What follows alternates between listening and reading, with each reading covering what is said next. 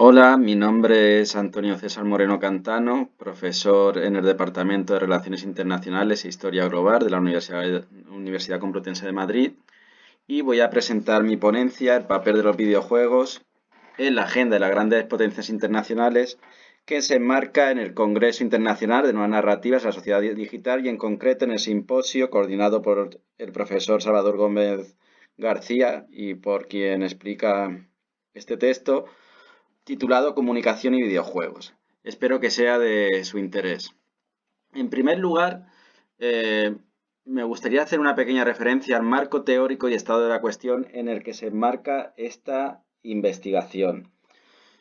De manera tradicional, el estudio de la cultura popular ha encontrado resistencias en las disciplinas dedicadas al estudio de la política mundial. Una de las razones esgrimidas es que la cultura popular es ostensiblemente todo lo que la política mundial no es decir, ficción, entretenimiento y diversión. Sin embargo, autores como Kyle Grayson consideran que la cultura popular tiene el potencial para cambiar nuestra percepción de las relaciones internacionales como disciplina. Dentro de la cultura popular, uno de los elementos que ha cobrado mayor protagonismo en los últimos años para un acercamiento de nuestra realidad más cercana es el de los digital games, videojuegos en sus diferentes formatos. Aquí a modo de ejemplo he resaltado dos artículos, además de por sus relevantes contenidos, sobre todo por la cantidad de referencias bibliográficas que pueden acercar al público no especializado a esta temática. ¿Vale? Nuestra ponencia sobre todo se va a centrar en dos ejes temáticos.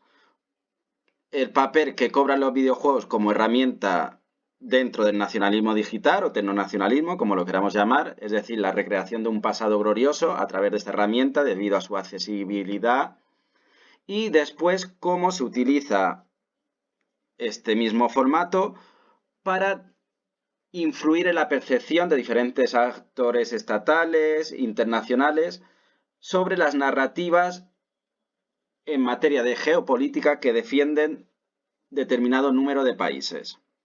En este sentido, me gustaría resaltar tres ensayos en los que, como se podrá ver, el eje principal se centra en el sudeste asiático, sobre todo en China, ¿vale? Y que aportan ejemplos a partir de este marco teórico expuesto brevemente, ¿vale? Aquí sobre todo me gustaría destacar los trabajos de Florian Schneider, ya sea este ensayo o alguno de sus artículos posteriores. En referencia a lo dicho anteriormente, nuestra ponencia va a tener dos grandes ejes de análisis. En primer lugar, aquellos títulos cuya finalidad es la reconstrucción y divulgación del pasado heroico y glorioso del país-nación. ¿Vale? En un primer momento nos vamos a centrar en la India, ¿vale? Que a través de títulos como Rayi o Unres, ¿vale? Rememoran, exaltan el pasado y la riqueza de la cultura hindú, ya sea a partir de su arquitectura, a la apelación de sus divinidades, a sus modos de vida, etcétera, etcétera. Este tipo de creaciones se enmarcan además en las políticas ultranacionalistas del gobierno de Narendra Modi, que impulsa una industria nacional frente a otras extranjeras, sobre todo China, para dar voz propia a sus narrativas sin influencias extranjeras. Otro país que ha utilizado el medio videolúdico para reinterpretar su pasado y darlo a conocer ha sido Indonesia, ¿vale? Desde el año 2017 tienen una importante normativa conocida como la Ley de Avance Cultural que promueve la reconstrucción de su pasado en diferentes formatos, desde el cine, literatura y sobre todo los videojuegos, ¿vale? En él se hace una apelación al mítico reino de Mayapahit o a sus divinidades, como se puede ver en el título Lokapala, a su lucha frente a las fuerzas coloniales holandesas, o como en Surabaya Inferno, ¿vale? Que se recrea el proceso de independencia en noviembre de 1945, primero frente a las fuerzas coloniales holandesas y después británicas. Otro título que se enmarca en esta tendencia de reconstrucción del pasado y exaltación del mismo, en este caso se vincula a Taiwán y al mítico héroe Liao Tianding, ¿vale? Conocido como el Robin Hood taiwanés y que a finales del siglo XIX y principios del siglo XX destacó en su lucha contra las fuerzas de ocupación extranjeras. Un caso similar también se puede rastrear cambiando un poco el eje geográfico en Irán, ¿vale? En primer lugar tenemos un juego que combina elementos fantásticos para aproximar al jugador a la mitología persa, como es Garshap, a través de un héroe que derrota monstruos, todo ello vinculado a sus tradiciones religiosas propias. Y también otro título muy interesante es Mimannat, ¿vale? En este caso, con la lucha también dentro de los procesos de independencia, en este caso contra la ocupación holandesa. El caso sin duda más destacado, ¿vale? Donde podemos apreciar este tecnonacionalismo, este nacionalismo digital, es sin duda China. ¿Vale? Aquí se muestra una captura de pantalla de uno de los títulos más destacados, que es Black Myth Wukong, y que se inspira en la mítica novela del siglo XVI, Viaje al Oeste, protagonizada por el Rey Mono, ¿vale? Rey Mono que a su vez ha inspirado importantísimas series animadas como el personaje de Son Goku en Dragon Ball, ¿vale? Que es de factoría japonesa, pero el mito es de origen chino y aquí se difunde y se aproxima al gran público, ¿vale? A través de la animación interactiva. Siguiendo con China, otro de las temáticas que se ha recreado en centenares de títulos, ¿vale? Aquí vemos una pequeña captura de Google Play donde podemos apreciar muchísimos de ellos. Es el periodo conocido como de los Tres Reinos, ¿vale? Es decir, tras la caída de la dinastía Han, en el siglo III, los diferentes reinos que se enfrentan entre ellos y que constituyen el sello de identidad del esplendor de la futura China, ¿vale? Y que ha sido un tema recreado en la literatura, en el cine de forma masiva y por supuesto también en el videojuego. Siguiendo con China, uno de los acontecimientos que ha centrado más la atención de los organismos propagandísticos del país y de la industria videolúdica ha sido la guerra sino-japonesa, ¿vale? Sobre todo lo que se conoce como el título Resistance War Online, ¿vale? Que recrea míticos episodios como la masacre de Nankín y la lucha contra los ocupantes japoneses en el contexto de la Segunda Guerra Mundial. Es un título que ha tenido millones y millones de jugadores online, ¿vale? Y es uno de los más conocidos en todo el país y en toda Asia. Muy próximo a China podemos destacar también los esfuerzos que ha realizado el gobierno surcoreano para aproximar a su ciudadanía a acontecimientos trágicos de su pasado de un modo barnizado, ¿vale? Mediante una especie de operación de cosmética, como por ejemplo fue la masacre de las Islas Jeju en el contexto de la Guerra Fría en 1948, recreado en la saga Unforder o más recientemente Camellia Tales, y también el dramático tema de las chicas de consuelo, es decir, aquellas mujeres subcoreanas que fueron obligadas a prostituirse a manos del ejército japonés durante la Segunda Guerra Mundial en el título conocido como The Wednesday, ¿vale? Aquí abajo a la derecha. Situándonos en su vecino del norte, ¿vale? En Corea del Norte, también se ha recreado o se ha intentado reconstruir un pasado supuestamente glorioso, como fue el del reino de Goguryeo, ¿vale? Sobre todo en sus postrimerías a finales del siglo VII, en su lucha contra chinos y japoneses, ¿vale? En este caso existen importantes series de animación, películas, como The Boy General, que también ha tenido, por supuesto, su representación en el mundo del videojuego. Otro caso muy destacado es el de Bangladesh, ¿vale? Que dentro del Ministerio de la Guerra de Liberación, es decir, la guerra de independencia frente a Pakistán en 1971, dedica toda una sección digital a la recreación y a la rememoración de este acontecimiento, que al fin y al cabo, como tanto en este caso como en otros esgrimidos con anterioridad, constituyen la seña de identidad y de cohesión de la sociedad presente. ¿vale? Existen numerosos títulos, ya sea sobre los héroes nacionales que protagonizaron este proceso o sobre las milicias o combatientes anónimos que se enfrentaron al ejército pakistaní en 1971.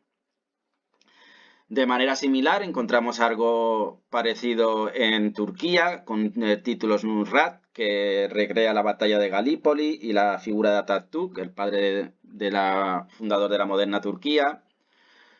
Y el segundo gran eje en el que nos queremos detener es cómo el videojuego puede potenciar los discursos propagandísticos en materia de geopolítica internacional. Los casos son muy numerosos, nos centraremos muy brevemente en algunos de ellos. En primer lugar, China, ¿vale? A través del título Glorious Mission reivindica el control de este país sobre las disputadas islas Senkaku o Diaoyu con Japón, ¿vale? Una zona de gran riqueza y importancia estratégica.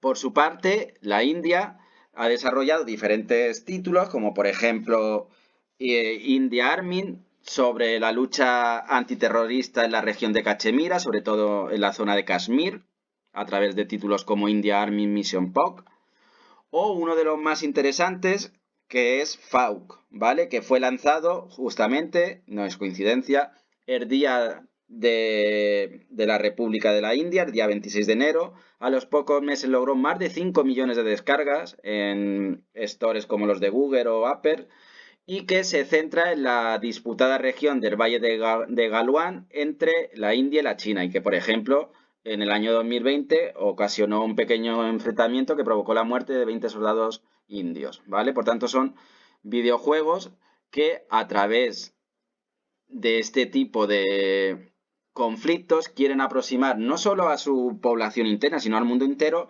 su propia interpretación y sus propias demandas en materia de geopolítica y seguridad. Pasando a su vecino, encontramos los esfuerzos de Pakistán, en concreto sobre todo del Departamento Inter-Service Public Relations del Ejército, ¿vale? Que en títulos como Glorious Resolve, pues reflejan enfrentamientos contra, en este caso, contra los talibanes, perdón, en el Valle del Swat.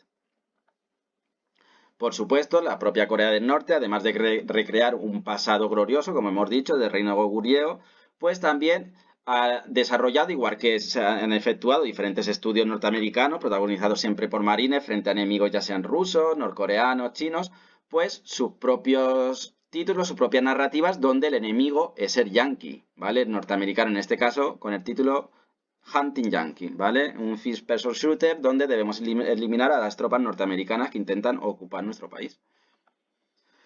Irán también, además de recrear su pasado, también ha sido muy activo a la hora de defender mediante este formato su posicionamiento internacional. En este caso nos referimos al título Flirting in the Gulf Aden, ¿vale? Sobre los conflictos contra la piratería somalí en el Cuerno de África, ¿vale? En el Golfo de Aden. Y muy recientemente, ¿vale? El estudio Monadian Basirat, vinculado con el cuerpo de la Guardia Revolucionaria Islámica, lanzó, conmemorando el segundo aniversario de la muerte del general Qasem Soleimani, que era el responsable de las fuerzas especiales Quds, el título Command of Resistance Amerli Barle, ¿vale? Que recrea la batalla de Amerli en Irak frente a los grupos terroristas del ISIS. En Oriente Próximo encontramos también gran variedad de títulos donde tanto desde el lado israelí como desde el lado de palestino y de sus apoyos, ¿vale? Como puede ser Hezbollah, se refleja el conflicto por la ocupación de Gaza y su control, ¿vale? Aquí encontramos algunos títulos relacionados, por ejemplo, con el anillo defensivo Iron Dome frente a los ataques palestinos, ¿vale? Hay gran variedad de títulos o en otros de factura palestina donde se nos anima a acabar con las fuerzas de ocupación israelí. Finalizando ya con nuestro repaso, es muy interesante también como Turquía, a través de títulos como Adalet Naluda, ¿vale? Que fíjense en esta captura de pantalla a la izquierda, aparece uno de los logos uno de los mensajes y eslóganes típicos del ejército turco, como es Udun Numastu, la frontera es honor, que recrea la operación Rama de Olivo, es decir, la operación que tuvo lugar en Siria, en el noroeste de Alepo, contra los kurdos. Por supuesto, también Rusia ha dedicado esfuerzos y medios a este tipo de narrativas videolúdicas de carácter propagandístico en títulos como Syrian Warfare, donde defiende su participación en este conflicto junto a las fuerzas de Bashar al-Assad. Y para ya terminar, pues nuestro más reciente conflicto y vinculado a Europa sobre la ocupación rusa de Ucrania, con un título lanzado recientemente en Steam como Slava Ukraine y que es toda una glorificación y un apoyo diplomático, cultural a la lucha de las fuerzas de Kiev contra Moscú. La zona de Nagorno-Karabaj también al igual que ha desplegado efectivos militares, también ha tenido su correspondencia en este tipo de confrontaciones videolúdicas, ya sea por parte de Armenia, como vemos aquí en un título que recrea este conflicto, como por parte de Azerbaiyán a través de la saga Undersig, ¿vale? Que ha tenido el apoyo del Ministerio de Cultura, el Ministerio de Juventud, a partir de importantes ayudas económicas, para ayudar a aproximar y difundir esa narrativa y su propio punto de vista frente a sus enemigos armenios. Para concluir, me gustaría destacar tres aspectos. Los videojuegos forman parte de las estrategias de diplomacia digital de diferentes potencias. A nivel interno, participan del internacionalismo y tienen en determinados casos, como hemos visto en esta segunda parte, un fuerte componente propagandístico. Como podemos observar en esta captura de pantalla del título FAUC, ¿vale? Desplegado por el gobierno indio, no se trata únicamente de una composición performativa, sino que está plena de significados, sobre todo para un consumo interno, pero que también se puede extrapolar a otras esferas. En esta simple imagen vemos una cantidad de símbolos que refuerzan ese componente nacionalista y propagandístico. El mapa del territorio indio, su bandera, su escritura de Banganari, referencias a tiendas tradicionales de telas, a un soldado con el turbante sikh, ¿de acuerdo? Por tanto, vemos la importancia de este medio a la hora de analizar cualquier aproximación a la geopolítica internacional en su faceta digital y de diplomacia pública. Muchas gracias por la atención, aquí les dejo mi correo por si tienen alguna duda y espero que haya sido de su interés.